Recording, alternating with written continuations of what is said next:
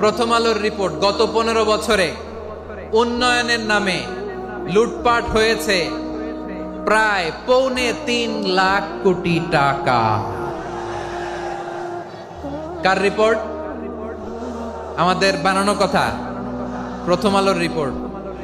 গত 15 বছরে কারা ছিল জানেন তো? হ্যাঁ, শুধু ওনাদেরকেই দোষ দিয়ে লাভ নাই। স্বাধীনতার পর থেকে শুধু শাসকের হাত বদল হয়েছে, আমরা কিছু পাই নাই, ঠিক কিনা বলেন? শুধু ওনাদের দোষ দিয়ে কি লাভ? একদল খাইছে, আরেক দল খাওয়ার জন্য রেডি হয়ে আছে। আমরা এরকম চাই না। আমরা চাই স্বাধীন সার্বভৌম বাংলাদেশ। আমরা চাই দুর্নীতিমুক্ত বাংলাদেশ। আমি নিউজটা যে কতবার পড়লাম, এটা কি সম্ভব? 3.25 লাখ কোটি টাকা লুটপাট, মানে লুটপাট করতে করতে এদেশের জনগণকে ফুটপাতে বসায় দিচ্ছে।